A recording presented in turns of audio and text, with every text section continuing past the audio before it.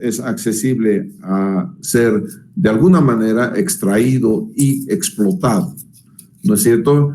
Y entonces este 1% es pues muy pequeñito, ¿no es cierto? En aguas subterráneas va a estar el 20%, lagos va a estar entonces el 52%, en fin, todas esas cosas las podemos ver aquí en este cuadro, que gráficamente nos está... Perdón. No está compartiendo pantalla.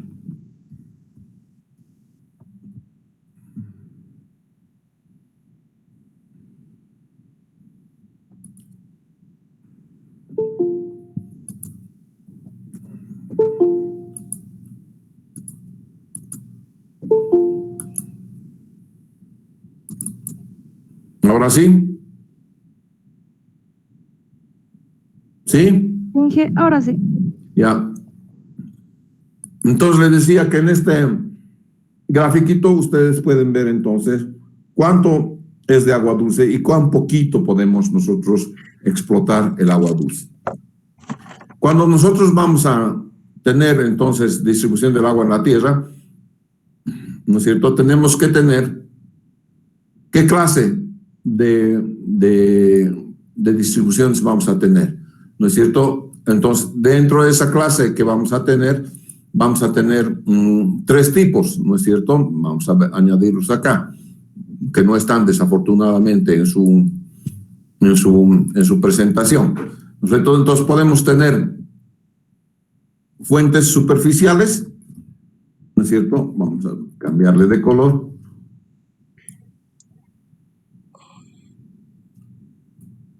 Un poquito más grande. Entonces, de esas aguas vamos a tener la fuente superficial. Podemos explotar fuentes superficiales. Podemos explotar también fuentes subterráneas. Y podemos explotar el agua de lluvia.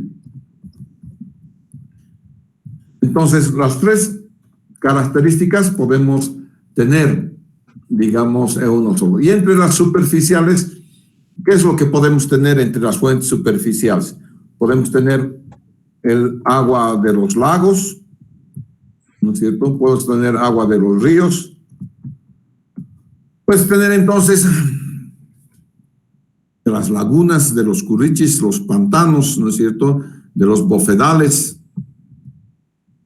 Un claro ejemplo de explotación de bofedal es el Silala, ¿no es cierto? Que ahora, felizmente, gracias a Dios, ¿no es cierto?, en la Corte Internacional de La Haya ha reconocido que el Silala es un bofedal, no es un río, ¿no es cierto? Porque en derecho internacional hay el río de curso contiguo, que normalmente forman las fronteras de los países, y los ríos de curso sucesivo, que nacen en un país, pero van a dar a otro país, ¿no es cierto? En Chile lo que estaba arguyendo en el Silala era de que es un río de curso sucesivo y por lo tanto tenía entonces derechos de explotación del agua. Esto no es así, ya la Corte Internacional ha fallado, ¿no es cierto? Y dentro de la Corte Internacional lo que ha fallado es de que es un bofedal, ¿no es cierto? Y que se ha creado artificialmente un canal para desviar las aguas de ese bofedal hacia Chile. Bueno, esto paradójicamente lo han planteado los chilenos en La Haya, no los bolivianos. Y son ellos los que han perdido porque obviamente sus planteamientos, sus bases no eran totalmente sólidas. ¿Qué más se les ocurre, por ejemplo, en fuentes de agua superficial? Tenemos casi todas, ¿no es cierto? En cambio, en fuentes de aguas subterráneas vamos a tener de otro tipo. Vamos a tener, obviamente, las fuentes que son de agua subterránea, los pozos, ¿no es cierto? Y dentro de los pozos vamos a tener varios tipos de pozos, ¿no es cierto? Dependiendo del acuífero, puede ser un pozo surgente. Puede ser de un pozo que sea freático, ¿no es cierto? De un acuífero que sea freático y de un acuífero que sea confinado. Un acuífero confinado. Entonces, esto puede ser en acuífero freático. Acuífero es con C, por favor. Aquí simplemente lo estoy abreviando con AQ, pero acuífero es con C. Y del agua de lluvia, podemos hacer explotación de agua de lluvia con tomas, ¿no es cierto? Tomas superficiales, ¿no es cierto?, de agua de lluvia, tomas pluviales. Esto en muy pocos países he visto, las tomas pluviales, no hay muchas. En Gibraltar hay, ¿no es cierto? Y entonces, de acuerdo a estos tres lineamientos, podemos tener nosotros, entonces, vamos a ver nosotros qué vamos a obtener, ¿no es cierto? Cuando vamos a estar haciendo, ¿qué se llama?, abastecimiento de aguas superficiales, obviamente los lagos, las represas, ¿no es cierto?, también aquí, las represas forman lagos, ¿no es cierto? Si tuviéramos represas, entonces la cantidad de agua que nos van a dar es única, está pensada en nosotros, ¿no es cierto? Entonces, para agua potable sabemos cuánto nos van a dar, para aguas de riego sabemos cuánto nos van a dar, para aguas de cualquier otro tipo también sabemos cuánto nos van a dar. Esperamos, a ver un segundito, si puedo encontrar una presentación de la represa Misikuni, se las voy a mostrar.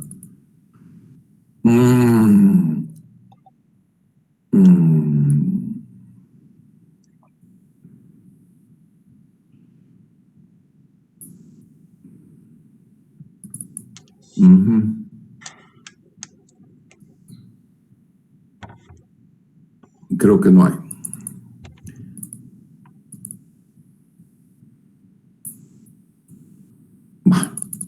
No tengo. Entonces, tengo que preparar esa documentación, pero el agua que viene de una represa, el agua que viene de un lago, normalmente esta agua es regulada. Entonces, hay una regulación. ¿Qué quiere decir que está regulada? Que yo te voy a dar una determinada cantidad de agua, ¿no es cierto? Porque normalmente si estamos haciendo represas, casi la hacemos multipropósito las represas, ¿no es cierto?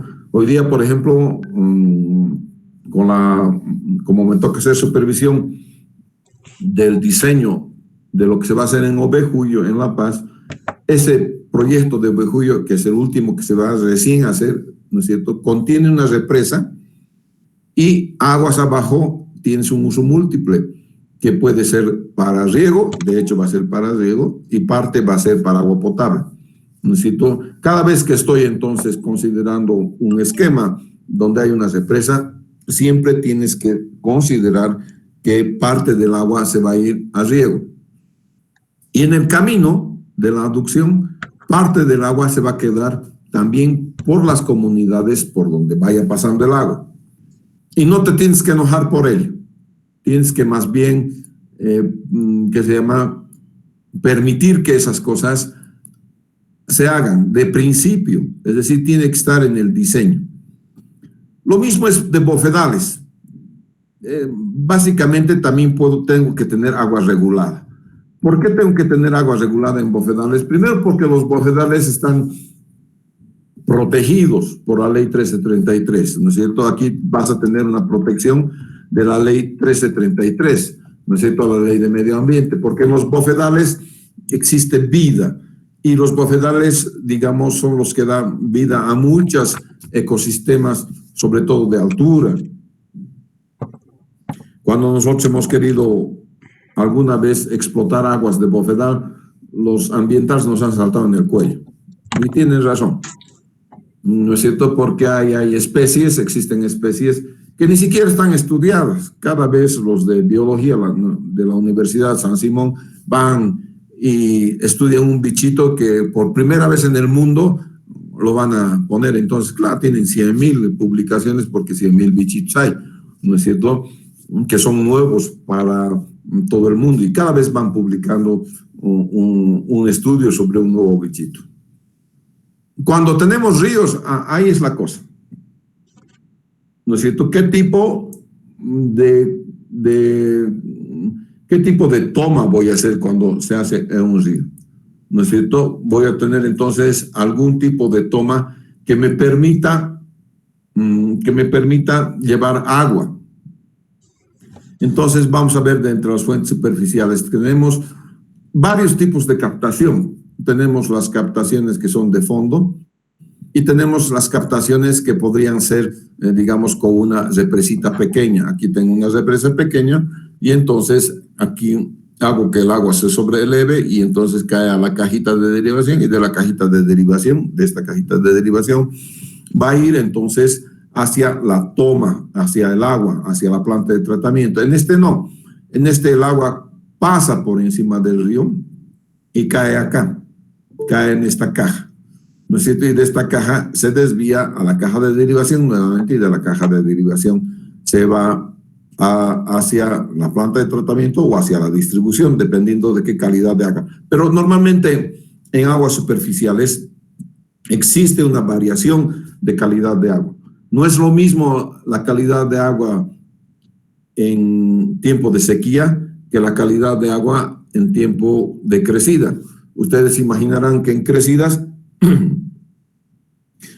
el agua arrastra sedimentos, por lo tanto no puedo darles pues directamente a las cañerías agua con sedimentos, tendré que entonces hacer un tratamiento.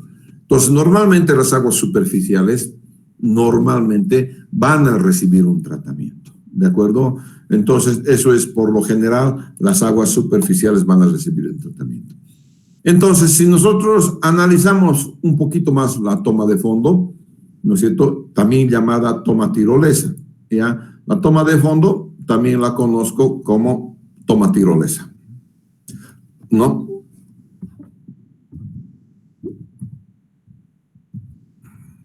En mucha bibliografía esto lo van a encontrar entonces con el nombre de toma tirolesa.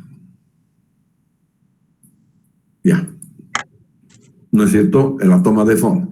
Entonces, de aquí en la toma de fondo lo que vas a tener son los siguientes elementos. Primero la rejilla. Necesito la rejilla, que es por donde va a caer el agua. Después vas a tener un deflector, estos deflectores que son los que agarran y empujan el agua hacia el medio. Verán que ustedes tienen este de aquí, constituye el vertedero de crecida, ¿no es cierto? Y después tienes apoyo en ambos lados. Si tú quieres, esta toma que ustedes están viendo en particular está ocupando todo el ancho del río. Pero para que ocupe todo el ancho del río, para que ocupe absolutamente todo el ancho del río, tiene que tener roca aquí y tiene que tener roca aquí.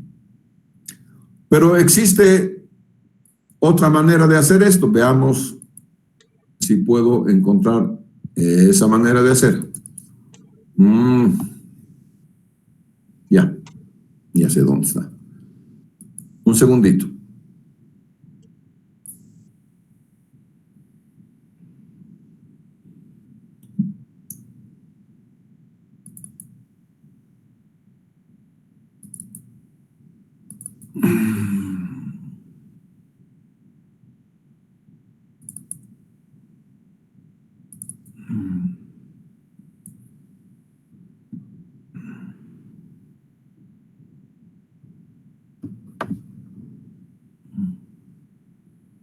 Enseguida les muestro una toma tirolesa que se ha hecho en el río Misicuni.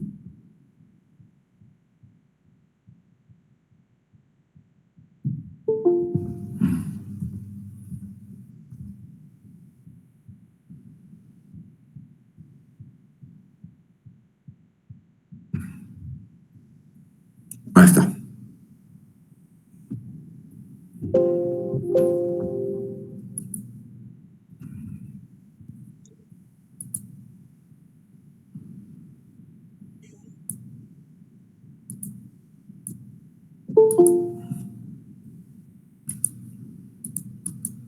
¿Me están viendo la fotografía? ¿Sí? Sin GSB. Ya. Sin GSB. Esta es la toma tirolesa hecha en el río Misicuni. Fíjense que la toma tirolesa, el río Misicuni está aquí, su borde, y el otro borde no se ve. Tiene este vertedero, que es el vertedero de Crecida. Y esta es la toma tirolesa. Entonces la toma tirolesa no está ocupando todo el río, está ocupando parte del río. Incluso detrás de esto se tiene un amontonamiento de tierra, un simple amontonamiento de tierra compactada nada más a camión, ni siquiera a rodillo. Con varias pasadas de camión se compacta, y entonces la única cosa que tiene eso es que más o menos tú con el deflector traigas las aguas aquí, y esta parte constituye entonces la toma tirolesa, no es más, ¿no es cierto? Entonces, a veces no ocupas todo el ancho del río, a veces vas a ocupar solamente una parte del río, ¿no es cierto? Y esa parte del río tiene relación a cuánta agua vas a tú captar. Entonces sería mucha cosa si tú le pones una rejilla de win a win. Y fíjense cómo está la rejilla, con qué inclinación está la rejilla. ¿Por qué creen que tiene esta inclinación? Para que los sedimentos tal vez no sean en el fondo. Para los sedimentos grandes, ¿no? No se queden ahí y tapen la rejilla, ¿no es cierto? Sino que más bien con el impulso, con la gravedad, ¿no es cierto?, no tapen la rejilla y caigan. Yo me acuerdo que esta toma la hicimos con un periodo de retorno de 50 años porque cuando yo sigo gerente de Misicuni, cuando estaba haciendo el túnel, yo he terminado el túnel en realidad. Y acto seguido tenía que hacerse la presa. En mi gerencia se contrataron los servicios de diseño de presa a Ingetec, que es una empresa colombiana. Como que terminaron los servicios de diseño y teníamos que entrar prácticamente cuasi directamente a la construcción de la presa. Entonces, esta toma tirolesa se hizo con un periodo de retorno apenas de 50 años. A los 2 años que yo estuve todavía ni siquiera, al año que estuve todavía en Misicuni, hubo una crecida 10 milenaria. Todito lo ha tapado de win a win. ¿No es cierto? Claro. Y ahí surgen responsabilidades. Pero viejo lobo de mar sabe lo que hace, ¿no es cierto? Lo que ha hecho es asegurar toda la estructura. Entonces, cuando se ha tapado, ha venido el seguro, la ha tenido que destapar y ha tenido que volverme a poner en operación, ¿no es cierto?, la toma, sin gastar Misicuni un solo peso. Eso de asegurar, muchachos, en la función pública es obligatorio. Cuando tú estés en la función pública y seas gerente de algo, no te olvides que tú eres el responsable de todo. Por tanto, tienes que asegurar todo, no solamente obras, ¿no es cierto?, también movilidades, tu personal tiene que estar asegurado, todo el mundo tiene que estar asegurado, ¿no es cierto? Y también las obras, aseguras también las obras. Muy bien.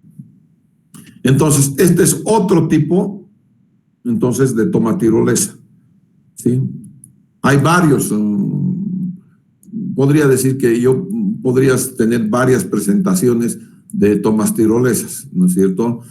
Pero por ahora vamos a quedarnos con eso. Bien, sigamos. ¿Se ve, no, la presentación? Sí, se ve. Ya. El otro tipo de tomas es la toma lateral. Esta es una toma lateral, fíjense. ¿Por qué la llamamos lateral? Porque la construimos a un lado del río, ¿no es cierto? Es una toma lateral directa. Fíjense que prácticamente las tomas laterales son en 90 grados, tienen 90 grados con la conformación del río. Existen otras tomas laterales, no sé si están por acá. No están. Existen otras tomas laterales de riego que simplemente un canalito, ¿no es cierto? Y eso está en la norma. Así que debería estar aquí en las presentaciones también, ¿no es cierto? Pero las más comunes son estas. En este tipo de tomas laterales donde tienes a 90 grados, aquí tienes que tener entonces algo que sobreeleve las aguas, de tal manera que aguas arriba, ¿no es cierto? Una vez que se han sobreelevado las aguas, tengas entonces lo necesario para poder captar agua, no sedimento. Fíjense que la altura de la toma aquí, la altura de la toma en este punto está por encima del talvez del río. El talvez del río es este. Es el punto más bajo del río del talvez, este punto. Pero la toma está más arriba que ese talvez del río. De tal manera que el sedimento de fondo, todo lo que es piedra gruesa, se quede en el río. No vaya a la toma. Parte va a ir a la toma entonces, y de la toma la voy a tener en una caja de derivación, y de la caja de derivación la voy a meter entonces a lo que se llama a la toma. ¿De acuerdo? Vamos a ver otra presentación de este tipo ahora, ¿ya? Un segundito, por favor. No sé si tengo acá, es presentación de la norma.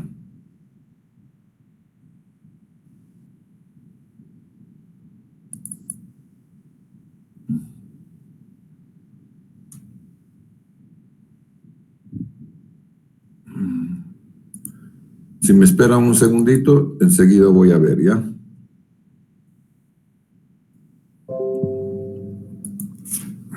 Muy bien, gracias.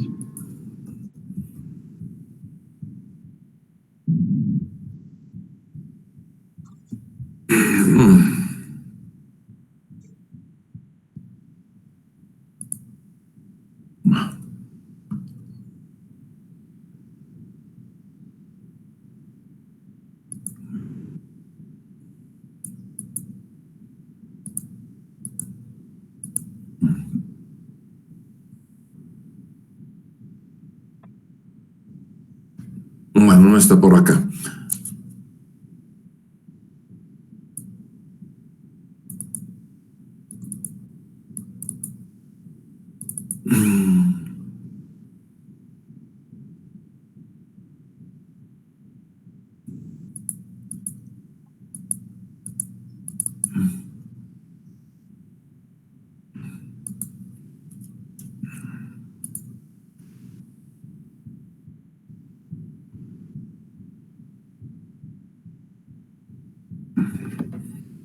Bien, vamos a seguir entonces la antigua presentación, porque es la presentación de la norma, no hay mucho que hacer en ello. Si es la presentación que da la norma, debemos seguir la presentación de la norma, nada más. Voy a compartir entonces esta parte. Ya. Como les decía entonces, esta es una toma que no es en 90 grados, ¿se dan cuenta? No hay una toma aquí que sea 90 grados. Entonces, deja ver. Es esta toma, ¿no es cierto? Y el canal de derivación, ¿no es cierto?, lleva las aguas hacia la derivación. Esta es una toma que normalmente utilizamos en ríos. No utilizamos para agua potable, ¿de acuerdo? Porque no tiene ni siquiera una miserable regulación acá, que es no se llama, ni siquiera regulación, simplemente para desviar las aguas, para sobreelevar las aguas, ¿de acuerdo? Esta es la estructura entonces de la toma lateral. Fíjense bien qué es lo que tiene una estructura de la toma lateral. Esta toma lateral, como podrán ver, está a 90 grados. Entonces tienes este dentellón, este azud, que por la forma que ustedes están viendo en el dentellón, en esta parte, ¿no es cierto? Esto se llama vertedero Krieger, ¿ya? Entonces, nosotros vamos a hacer el día sábado el cálculo de este vertedero Krieger, ¿no es cierto? Su espalda y su piecito acá, ¿no es cierto? Entonces, la única función que tiene este vertedero Krieger es sobrelevar las aguas de tal manera que las aguas entren acá. Una vez que entran acá, entran por otro vertedero a la toma. Pero verán que hay una especie de canal intermedio todavía. Ese canal intermedio sirve, por aquí por la rejilla va a entrar todavía algún sedimento grueso, dependiendo entonces de la velocidad y la pendiente, más que de la velocidad de la pendiente, tú vas a tener una fuerza tractiva suficiente como para llevar pequeños guijarros. Esa fuerza atractiva suficiente para llevar pequeños guijarros hace que esos entren aquí en la toma, vayan a entrar a la toma, ¿no es cierto? Y se queden acá. Entonces, quiero que se queden acá, solamente agua limpia va a crecer acá. A veces llega agua limpia todavía con arena. Si esto estuviera yendo hacia una generación de energía eléctrica, entonces este canal, este conducto se llamaría canal de potencia. Y el canal de potencia, como es en Misicuni, por ejemplo, el canal de potencia no lo da, digamos, el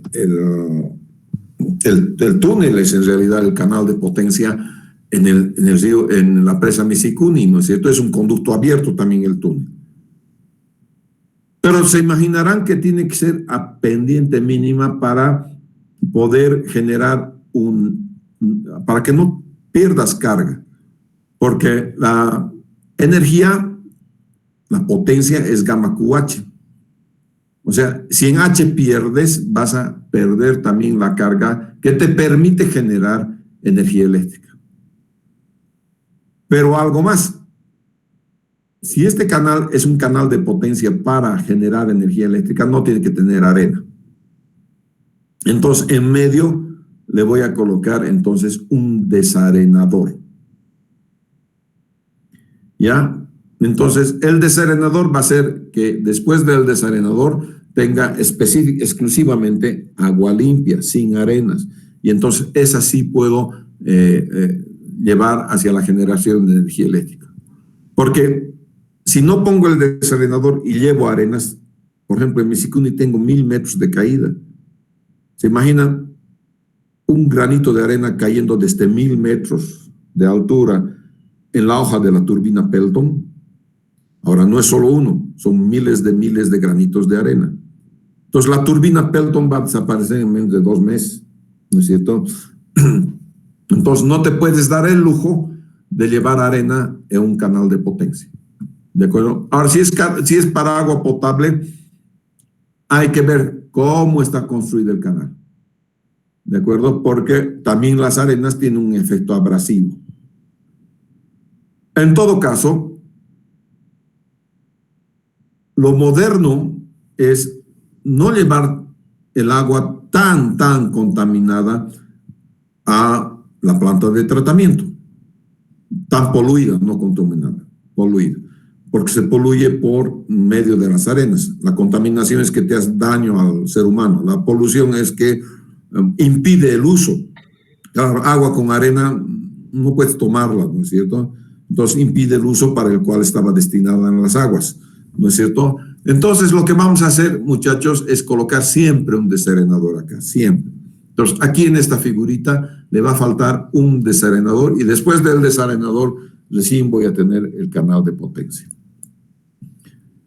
Esta es la toma tirolesa tal cual ustedes han visto, ¿no es cierto? No hay problema, ¿no es cierto? Es la toma tirolesa tal cual ustedes la han visto en la anterior presentación. Vamos a volver a la presentación.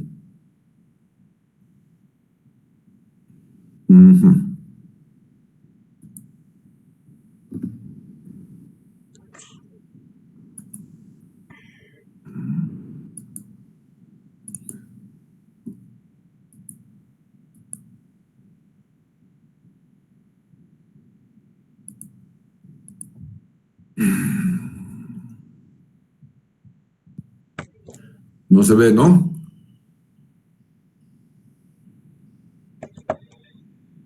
Se ve Inge, lo que está en PowerPoint. Ya, un segundito.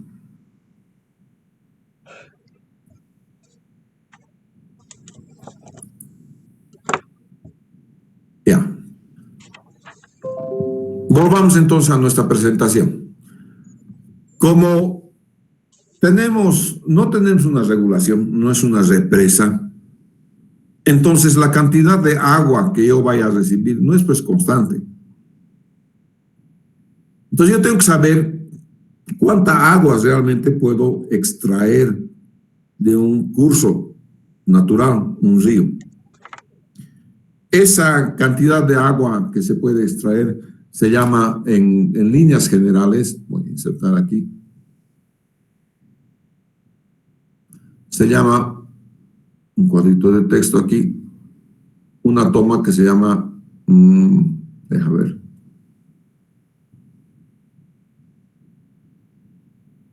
run of the river, ¿ya? Esta tomita, entonces, esta partecita que se vaya a introducir aquí, ¿no es cierto? Esta tomita que se vaya a introducir a través de una de estas cosas, se llama entonces una toma run of the river, ¿ya? Eso está en inglés, no se conoce con otro nombre, van a disculpar, no es que yo me esté haciendo al británico.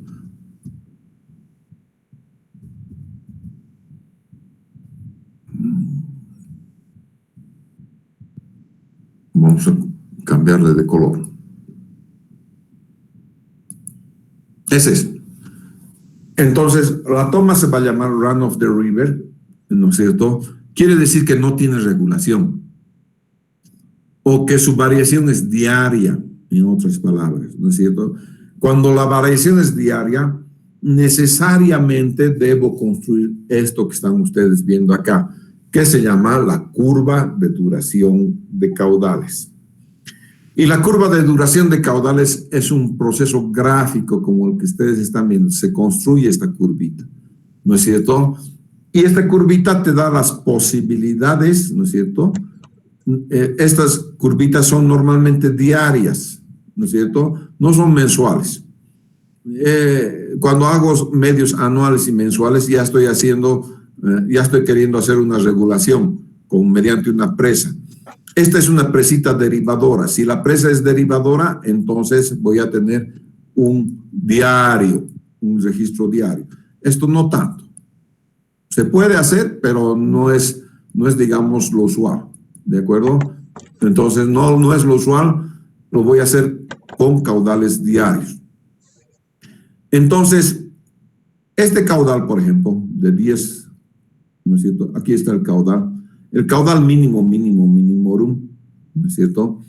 Una vez que has generado esta curva, fíjense, el caudal mínimo que tú puedes explotar, básicamente lo vas a explotar con el 100% de que se llama de seguridad de que vas a explotar. A medida que vas aumentando en caudal, ¿no es cierto? Entonces cada vez se va disminuyendo más el porcentaje de excedencia, ¿no es cierto? Perdón, este es el caudal 10. Algo está mal acá. Vamos a ver entonces aquí mejor en esta cosa. Esto es una curva, tal curva. Y aquí están dos. Un segundito, vamos a ver otra vez acá. Bien. Entonces aquí tienes el caudal y aquí tienes el porcentaje de excedencia.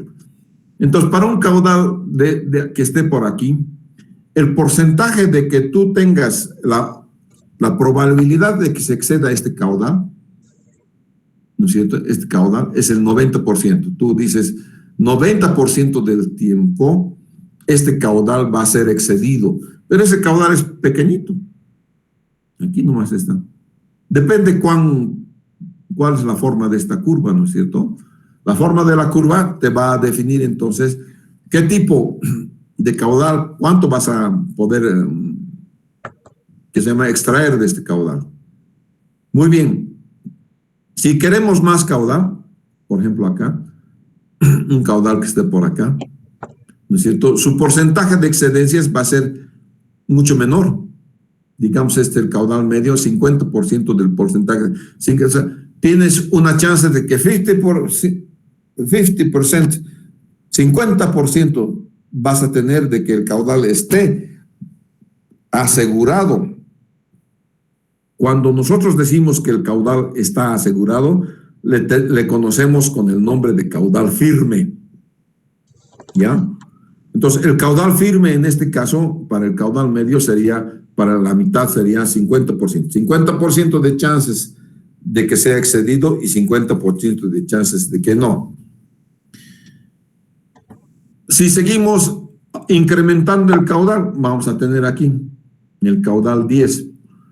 Entonces, en este caudal 10, el 10% del tiempo, ese caudal puede ser excedido. Solamente el 10% del tiempo, en este caso. ¿No es cierto? En otras palabras, tu probabilidad de tener ese caudal está pequeñito. No es muy grande. Solamente el 10% vas a tener que sea igualado o excedido, el 10%. ¿Y qué pasa con el otro 80%? No vas a alcanzar ese caudal. ¿No es cierto? Entonces tú no vas a diseñar para este caudal. Porque aquí tienes la chance, la probabilidad de que el 10% de este caudal sea igualado o sea excedido. ¿No es cierto? Entonces, ¿qué caudal nos va a servir en el diseño? Más o menos el caudal 90. Quiere decir que el 90% del tiempo voy a llegar por lo menos al caudal de diseño, ¿no es cierto? El 90% del tiempo o es igual o es más, eso quiere decir. Eso a mí me interesa, que por lo menos pueda garantizar la cantidad, el caudal necesario, ¿no es cierto?, para este río. Entonces, mi caudal de diseño, el caudal que puede proporcionarme este río está por acá, en el 90%. Va a haber un 10% que no. Es decir, 10% del tiempo voy a tener caudales menores que mi caudal de diseño. Hay algún año siempre que es demasiado seco. En ese año que es demasiado seco no voy a alcanzar el caudal de diseño. Eso quiere decir que voy a tener que racionar el agua en 10% del tiempo. Pero no se están olvidando que aquí estoy poniendo, qué sé yo, para este tipo de estructuras por lo menos unos 30 años de periodo de vida útil, ¿no? Entonces, 10% de 30 años, ¿no es cierto? 30 años, no te olvides que esto es diario. Entonces, esto es 30 años por 360, ¿no es cierto? Esos son 10.800 días, ¿no es cierto? Y si 10% de los 3.800 días no voy a tener agua, quiere decir 1.080 días no voy a tener esa agua que estoy pretendiendo tener. Entonces, de los 30 años, 3 años van a fallar. 3 años no voy a tener el caudal de diseño que yo quería tener. Eso quiere decir que en esos 3 años, de los 30 que estoy considerando, voy a tener que considerar una cierta reducción de la demanda. Eso quiere decir que te voy a dar menos agua, porque precisamente no tengo una regulación del caudal a través de una represa. Simplemente es una presita de derivación. Entonces tú calculas para cada año, tienes su curva de duración de demanda, ¿no? Cada año. Y tú vas a convolucionar para que tengas el caudal promedio del año, ¿no es cierto? Entonces, el ejemplo lo vamos a hacer el día sábado, por favor. Y entonces, el día sábado, bueno, María René, hazme este ejemplito, por favor, ¿ya?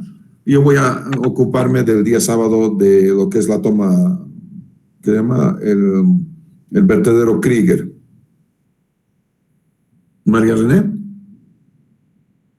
No, me voy a decir entonces a María. Con María René van a hacer, con la Oxy van a hacer el ejemplito que está acá, ¿no es cierto? Para la construcción de esta curvita, ¿ya? Conmigo van a hacer el vertedero Krieger y también con la Oxy van a hacer entonces la toma de fondo o la toma tirolesa. Dije, buenos días, le habla Denis. Denis. Le voy a decir a María René. Sí, no hay problema, lo comuniquemos, ¿ya? Entonces, con ello vamos a terminar el día de hoy.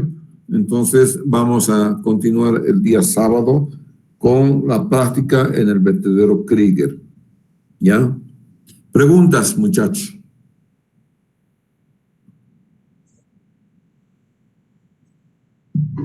Yo tengo una pregunta. Sí. ¿No ve que usted estaba diciendo que el caudal de diseño lo va a tomar con el 90% de certeza? Y también hay una probabilidad de 10% de que ese caudal sea bien alto. Por decir, yo supongo que es una riada, ¿no? Inmensa. No. Esta curva lo que te dice, te da el porcentaje de excedencia. Quiere decir que en el 90% de los casos vas a exceder el caudal, este caudal. Eso quiere decir esa curva. En el 10% restante no vas a alcanzar este caudal. Entonces va a haber falla, en otras palabras. Igual que en una represa, cuando ustedes estén haciendo represas, van a ver que hay un cierto porcentaje que asumimos falla. Porque si no asumiríamos falla, la represa tendría que ser hasta el infinito. Entonces, cuando la represa hasta el infinito no hay posibilidad de falla, obviamente. Pero no hay ninguna presa cuya altura sea hasta el infinito. Entonces tenemos que asumir una probabilidad de falla. Claro que en la represa Misikuni la probabilidad de falla está para 1000 años. Pero como les he dicho al principio de la clase, cuando hemos hecho esa toma tirolesa, ¿no es cierto? La toma tirolesa nos ha venido una crecida 10 milenaria. Ya una crecida 10 milenaria es demasiado grande, ¿no es cierto? Eso ya ha hecho fallar nuestra represa, ¿no es cierto? Eso es, muchachos. ¿Alguna otra pregunta? Inge, en el caso de que tengamos una crecida, como usted nos está comentando, que es muy grande, ¿cómo se trataría de controlar eso para que no cause más daños en la represa? ¿Cómo se evitaría eso? Ahí tienes el vertedero de excedencias. Si el vertedero de excedencias está mal calculado, el agua va a pasar por encima de tu presa. Y entonces la forma de cuidar de que no pase nada es que creas mucho en Dios. Se va a ir. No hay duda que se va a ir. En una presa de tierra, si el agua pasa por encima del coronamiento, chao, no hay más presa. ¿Sí?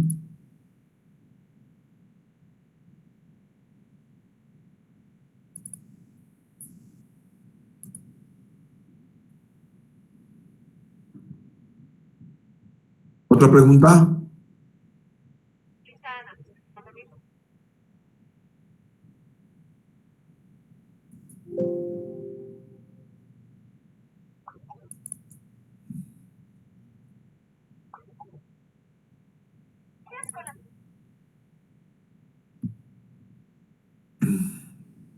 ¿No hay preguntas?